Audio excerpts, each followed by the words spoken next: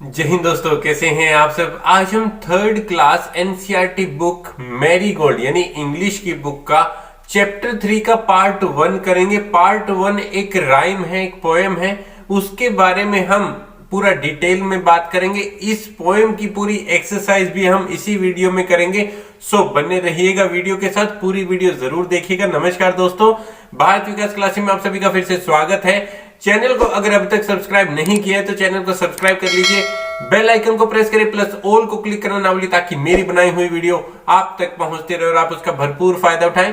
Video पसंद आए तो लाइक जरूर कर दीजिएगा। शुरू करते हैं आज की क्लास। लिटिल बाय लिटिल ये एक राइम है, यूनिट 3 पार्ट 1। ओके, सबसे पहले हम ये जानते हैं कि ये राइम किस बारे में है। ये राइम एक पौधे की कहानी है, यानी पौधे के बारे में पूरा डिस्क्राइब करने की कोशिश की है। कौन से पौधे के बारे में? Oak tree. ओक ट्री जब एक सीड से प्लांट बनता है, प्लांट से ट्री बनता है, उसकी पूरी प्रोसेस इस राइम के जरिए बताई गई है। इस राइम को शुरू करने से पहले एक इंपॉर्टेंट लाइन आपकी बुक के ऊपर मेंशन है इसी चैप्टर में। क्या है वो? Even the biggest tree begins life as tiny seed. Tiny seed यानी छोटे से सीड से ही एक बड़े से ट्री की जो जर्नी है, जो लाइफ है, शुरू होती है। Read about how the little acorn grew big. Acorn क्या होता है? अक्रोन होता है जो ओक के ट्री पर जो फ्रूट लगता है उसको अक्रोन बोलते हैं। उस फ्रूट से सीड भी निकलता है और उस सीड से एक और प्लांट ग्रो होता है। चलिए अब हम राइम को रीड करते हैं। Little by little, little by little an acorn said. Little मतलब छोटे छोटे से। Acorn said as it is slowly sank in its mossy bed, I'm improving every day, hidden deep in the earth away, little by little each day it grew, little by little it sipped the dew। अब आप ध्यान दीजिए, ये कहना क्या चाह रहा है? मैं धीरे धीरे ग्रो होता हूं। मेरा जो बेड है वो क्या है? वो एक मूजी है, यानी बड़ा सॉफ्ट सा है, जैसे मिट्टी सॉफ्ट होती है। मैं हर रोज इंप्रूव करता हूं, आज थोड़ा, कल और थोड़ा, कल और थोड़ा, हर दिन ग्रो करता हूं। Hidden deep in the earth away, जितना बाहर हूं उतना ही अंदर हूं, जो दिखाई नहीं देता इतना ही जमीन के अंदर हूं। Little by little each day it grow, थोड़ा थोड़ा हर रोज ग्रो होता हूं। Little by little it sip the dew. Dew क्या होता है? ड्यू होती है, ओस पड़ती है पत्तों के ऊपर, उनको भी मैं सिप करता हूं, जैसा कि यहां पिक्चर में आपको दिखाया गया है। ओके, आगे हम बढ़ेंगे। Downward it send out a thread like root, up in the air sprang a tiny shoot, day by day and year by year, little by little the leaves appear and the slender branches spread far out and wide till the mighty oak is the forest pride। अब ध्यान दीजिए, ये क्या कहना चाह रहे हैं? Downward it send out a thread like root, यानी जमीन के नीचे अपनी जड़ों को इस प्रकार से धागे, पहले क्या होता है, जड़ें पहले धागे की फॉर्म में, यानी पतली पतली सी होती है, और उसके बाद वो इतना फैल जाता है, इतना जमीन के चारों तरफ, अंदर भी गहराई में, जितना ऊपर बढ़ता है उतना ही नीचे भी बढ़ता है। Right. Up in the air sprang a tiny shoot, day by day year by year, यानी सालों तक चलने वाला पेड़ है ये। Little by little the leaves appear, थोड़ा थोड़ा करके उस पे बहुत सारे पत्ते भी दिखाई देने लगते हैं। Slender branches spread far and wide, बहुत सारी ब्रांचेस फैल जाती हैं, बहुत ही ज्यादा स्पेस लेता है ये tree. Till the mighty oak is the forest pride. Mighty क्या है? माइटी ओक मीन बहुत बहादुर, बहुत स्ट्रेंथ वाला पेड़। फॉरेस्ट का प्राइड यानी जंगलों का एक गर्व है, जंगलों का एक ताज है, राजा कह सकते हो। अब जो ओक ट्री है, इसकी पूरी दुनिया में करीब करीब 600 स्पीसीज है। स्पीसीज मीन्स 600 प्रजाति हैं, यानी 600 प्रकार के ओक ट्री मिलते हैं। इसका सबसे बड़ी जो खास बात है, ये हजारों साल तक जीवित रहता है। कुछ हजार साल के बाद ये इसके जो ग्रोथ है वो थोड़ी रुक जाती है, कम होने लगती है ग्रोथ, राइट। और आपको पता है ये रेगिस्तान में भी हो सकता है, ओके।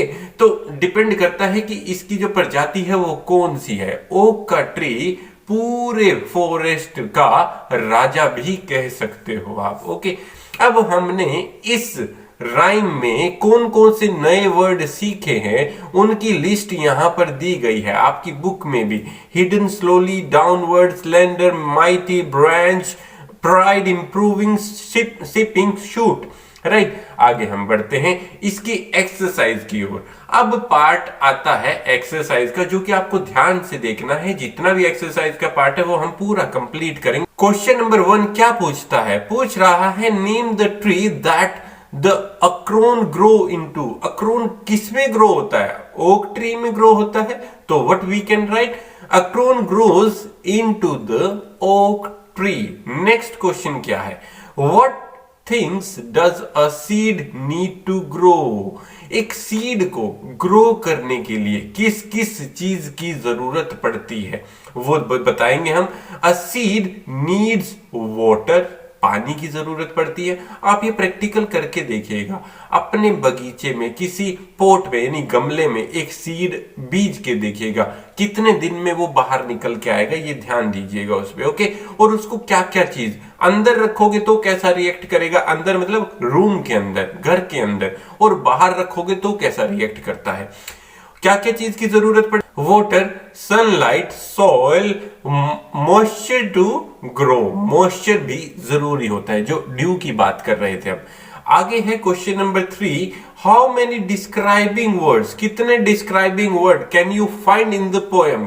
कौन कौन से हैं वो फाइंड करने हैं। डिस्क्राइबिंग वर्ड क्या होता है? ग्रामर में मैंने बहुत बार आपको ये सिखाया है। अगर डिस्क्राइबिंग वर्ड की वीडियो आपने अभी तक नहीं देखी है तो ऊपर आई बटन पर क्लिक करके देख सकते हैं, बट पहले इसी वीडियो के साथ बने रहिएगा ताकि पहले अपनी पूरी एक्सरसाइज करिए, राइट। तो डिस्क्राइबिंग वर्ड बता देता हूं मैं, थोड़ा हिंट दे देता हूं। ऐसे वर्ड्स जो नाउन के बारे में हमें बताते हैं कि नाउन कैसा है। नाउन मीन्स कोई थिंग, प्लेस, पर्सन, एनिमल कैसा है, उसके बारे में अगर हमें कोई वर्ड बताता है that is called describing word.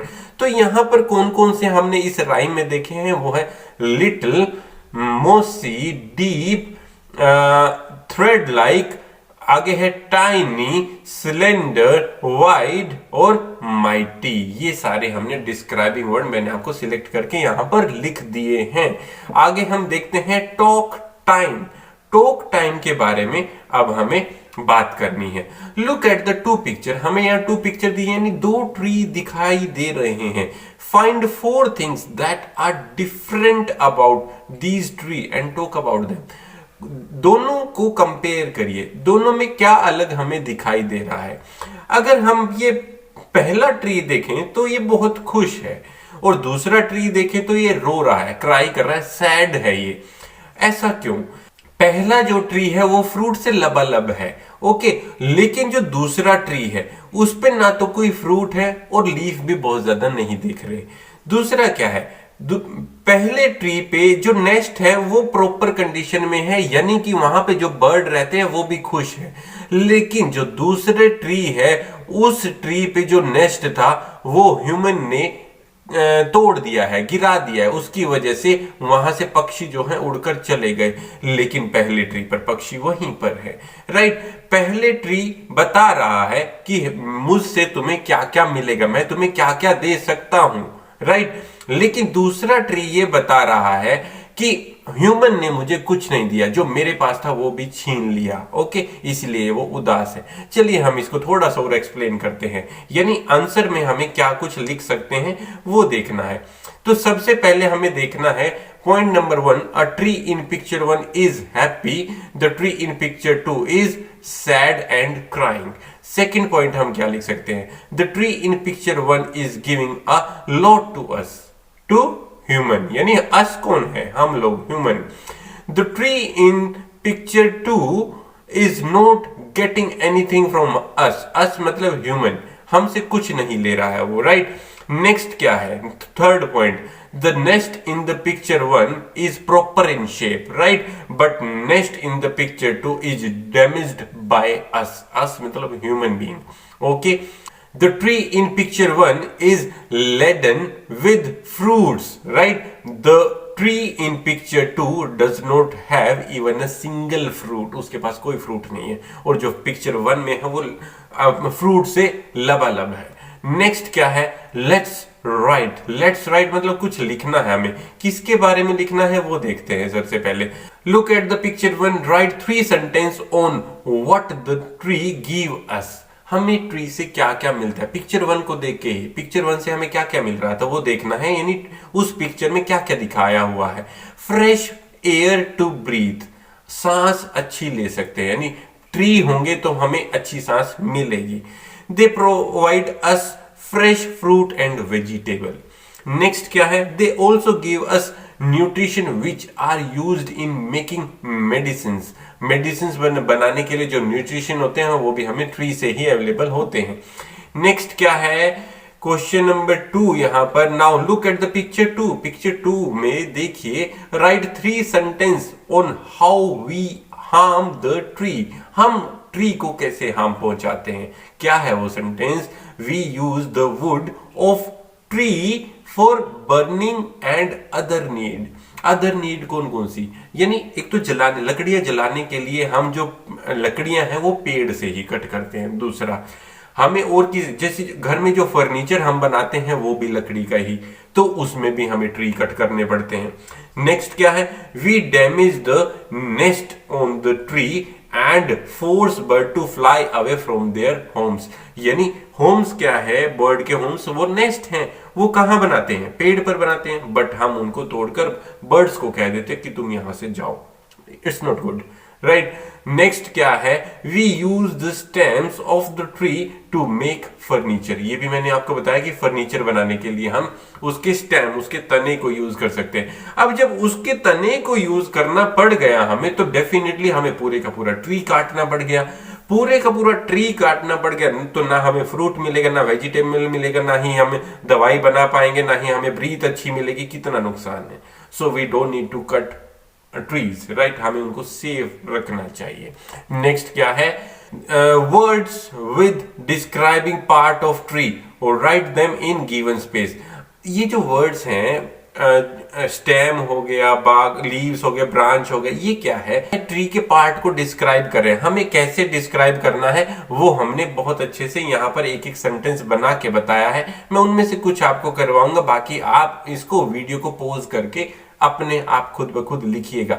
Stem के बारे में बात करते हैं, it assist the tree in the standing straight.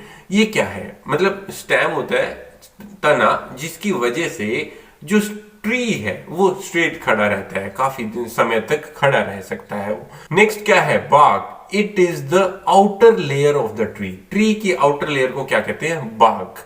Leaves, leaves क्या होते हैं, prepare food for the tree, पत्ते ही भोजन बनाते हैं ट्री का।